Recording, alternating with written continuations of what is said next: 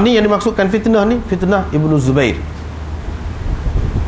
Iaitu Ibnu Zubair, dia mendakwa dia khalifah yang hak, khalifah yang hak, dan kawasan Hijaz itu dikuasai oleh dia. Dan dia setelah pun menguasai sebahagian besar daripada kawasan Iraq. Tetapi kemudiannya, ini peristiwa ni akhir di zaman Abdul Malik bin Marwan di bawah pimpinan Hajjaj bin Yusuf Al-Thaqafi. Mus'ab, iaitu adik-beradik kepada Ibnu Zubair itu, yang merupakan gubernur dia dan panglima dia, di sebelah Iraq tu terbunuh mati dalam berlawan dengan puak-puak satu golongan lagi. Satu golongan lagi ni dipimpin oleh puak-puak Bani Umayyah. Dipimpin oleh puak-puak Bani Umayyah. Ibnu Zubair ini semenjak zaman Yazid lagi, dia sudah ada dah tanda-tanda untuk memberontak itu, tapi tidak nyata sangatlah. Hanya baru nyata dengan secara terbuka benar, iaitu di zaman Marwan. Tetapi ketika itu pun tidak kuatlah juga. Tapi tidak berlaku pembunuhan ke apa lagi. Di zaman Abdul Malik bin Marwan, barulah berlaku peristiwa ni. Fitnah ni berlaku di zaman Abdul Malik bin Marwan. Pada umumnya umat Islam ni, kebanyakannya, ini secara ringkas saja nak sebut, pada umumnya kebanyakan umat Islam, sahabat-sahabat masih ada lagi, saki-baki ada lagi pada masa tu, mereka ini daripada awal lagi menyokong puak-puak Bani Umayyah. Sebab itulah kalau kita tengok dalam sejarah pun, tidak ada bersama dengan Ibnu Zubair ni sahabat-sahabat, tak ada sahabat-sahabat, terutama sahabat-sahabat besar masih ada lagi di zaman awal dia mendakwa sebagai khalifah tu, tak ada. Adanya kalangan tabi'in ada. Tetapi hak besar-besar ni, sahabat-sahabat besar-besar ni kebanyakannya berpihak kepada penguasa Bani Umayyah. Dan Bani Umayyah lah yang menguasai lebih banyak wilayah Islam itu, sampai ke Mesir, sampai ke sampai ke habislah utara Afrika tu. Begitu juga sampai ke Azerbaijan, sampai ke mana-mana ni di bawah kuasa mereka. Begitu juga Iraq, sampai ke Iraq, semua di bawah kuasa mereka. Kecuali kawasan ni lah, Hijaz itu. Hijaz itu dikuasai oleh Ibnu Zubair, dan Ibnu Zubair tak boleh keluar daripada situ. Sukar untuk mengatasi masalah dia tu, sebab dia tidak keluar, dia tidak mahu keluar. Dia berlindung di tanah haram. Orang nak bertindak pun susah. Sebab apa? Tidak boleh membunuh dalam tanah haram itu, tak boleh berlaku kekacauan dalam tanah haram itu. Tapi akhirnya berlaku juga. Inilah ceritanya zaman fitnah Ibnu Zubair.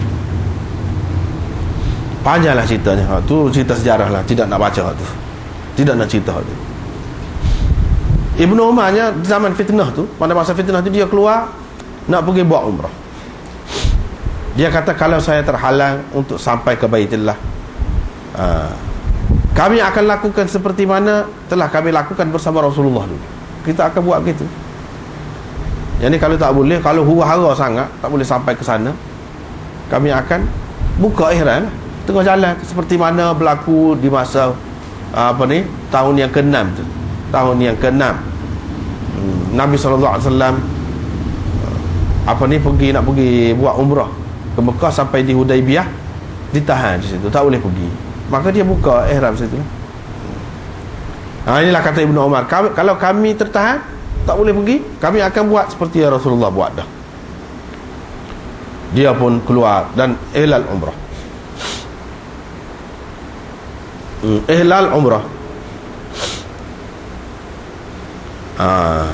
Lepas tu dia berjalan sehingga sampai di Zahara al-Baidah, di Baidah. Dia pun berpaling kepada sahabat-sahabat. Jadi dia kata, kedudukan kedua-duanya, haji ataupun umrah ni sama saja. Aku menjadikan kamu sebagai saksi bahawa aku telah menentukan haji bersama dengan umrah. Aku nak buat haji dengan umrah sekali, ya. Nak buat haji qiran. Aku nak buat haji qiran ni. Dia kata lagu tu, tiba-tiba bila sampai situ, asalnya nak buat umrah saja. Mula-mula dia kata, kalau nak buat umrah, sumpah Nabi SAW pada tahun yang ke-6 itulah, bila terhalang ihsar, bila berlaku ihsar, yang dia terhalang untuk pergi ke Mekah, dia buka ihram. Cuma dia qada pada tahun berikutnya buat umrah tu. Pada tahun yang ke-7 orang panggil umratul qada. Umrah qada lah, qada tahun yang kena hak tak jadi. Dia kata dia nak buat lagu tu lah. Kalau sekiranya berlaku apa-apa huru-hara tak membenarkan dia pergi, dia akan buat lagu. Tapi tak ada sampai ke sana, sampai di Baidah tu dia sudah ubah fikiran dia. Dia kata kedudukan kedua-duanya sama saja, serupa saja. Serupa saja. Jadi aku nak buat haji dengan umrah sekali ya. Nak buat haji qiran. Kedudukan kedua-duanya sama saja. Yang ni kalau dia buat haji niat pakai ihram dengan maksud nak buat haji, kalau terhalang pun boleh juga buka ihram tu. Walaupun tidak pernah berlaku kepada Rasulullah sallallahu alaihi wasallam. Sebab Nabi sallallahu alaihi wasallam buat haji sekali ya, seperti mana kita sudah maklum dah. Pada tahun yang ke-10 tu. Pada tahun tu Nabi sallallahu alaihi wasallam bukan terhalang dengan apa-apa, boleh pergi tu. Apa maksud Ibnu Umar kata kalau saya terhalang, saya akan buat seperti yang mana kami lakukan bersama Rasulullah dulu. Hak lakukan bersama Rasulullah dulu, hak buat umrah tu. Pada tahun yang kena tu. Pada tahun yang ke-10 Nabi SAW buat haji. Situ tak ada ihsar ke apa-apa, tidak terhalang, dan Nabi SAW sampai ke Mekah selesai buat haji ke apa. Hak ni maksud dia nya. Hak pada tahun yang kena tu. Yang ni kami akan buat serupa pada tahun yang kena tu. Padahal pada tahun yang kena itu hanya buat umrah, bukan buat haji. Sebab itulah dia kata kedudukan kedua-duanya sama saja, serupa je. Walaupun hak berlaku ihsar kepada Rasulullah tu dalam masalah dia buat umrah, tapi kalau buat haji pun kalau ihsar lagu tu juga serupa juga. Ini makna Ibnu Umar memakai qiyas. Dia menggunakan qiyas dalam masalah ini.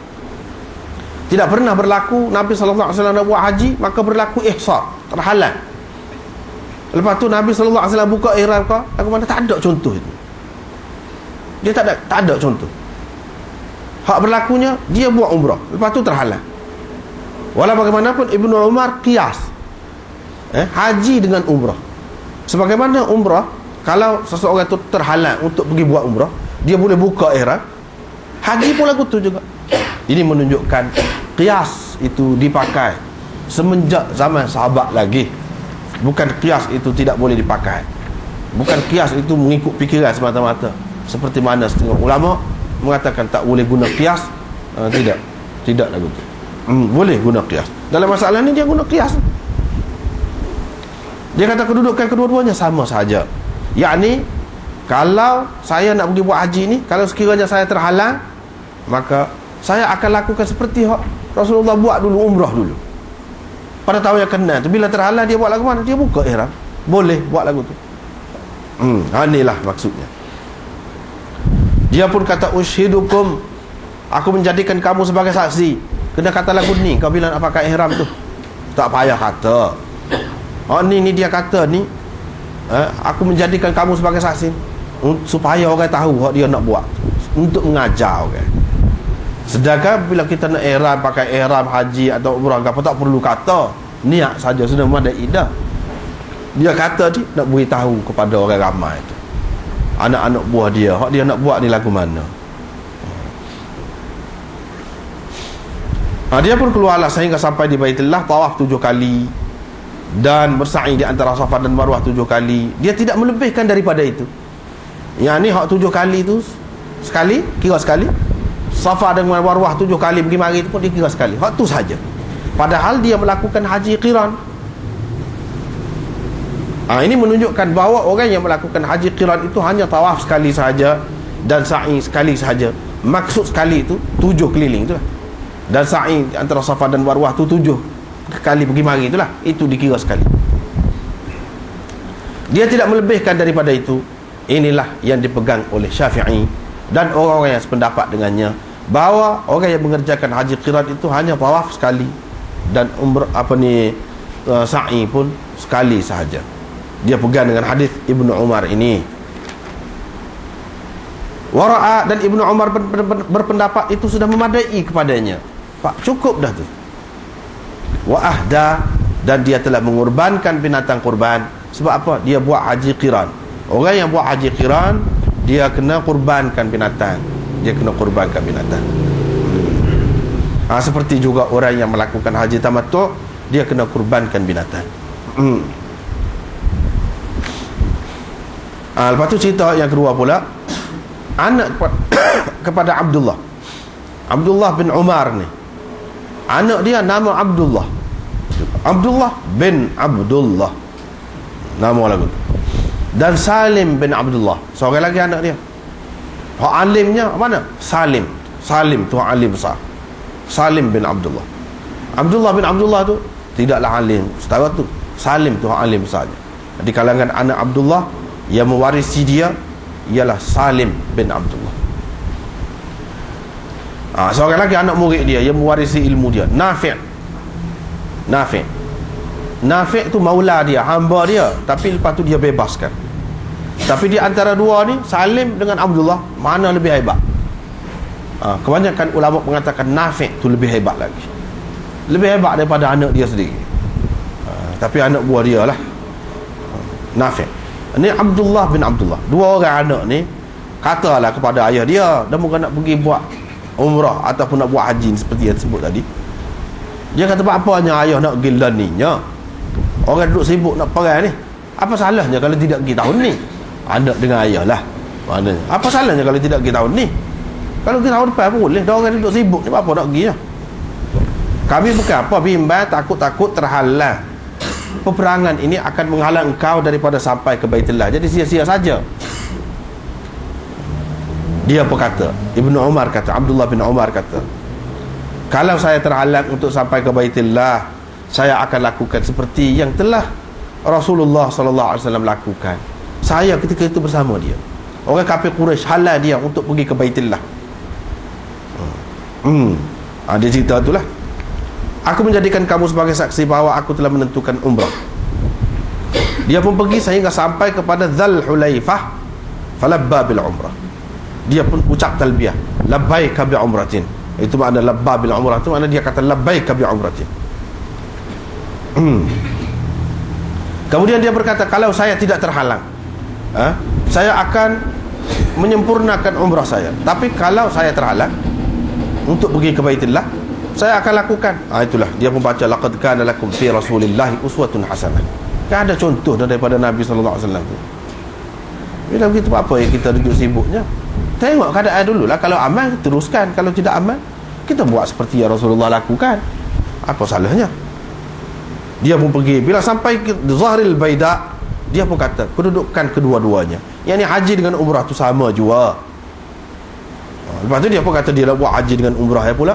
Kerana dia mula-mula dia nak buat umrah saja. Lepas tu dalam perjalanan tu tukar pula. Boleh lagu tu, boleh, tak apa.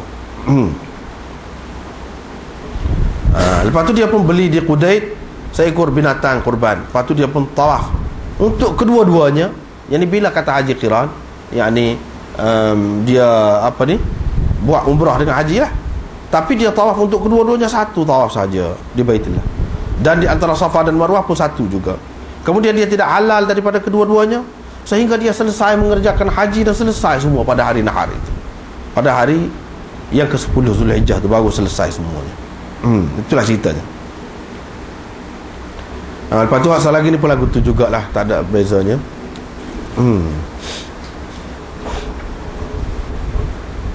Di dalam riwayat satu lagi dia kata dia tidak buat lebih daripada tu. Ini tawaf sekali, sa'i sekali. Dia tidak sembelih lagi binatang dia, dan tidak bercukur lagi, tidak gunting lagi, tidak halal lagi daripada sesuatu yang haram kepadanya, hinggalah pada hari nahar baru selesai semua. Itu.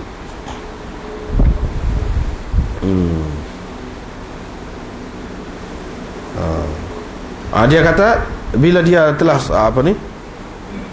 pada hari nahar itu, dia kurban binatang dia cukur, dan dia berpendapat dia telah menyempurnakan tawaf haji dan umrah dia dengan tawaf hak dulu.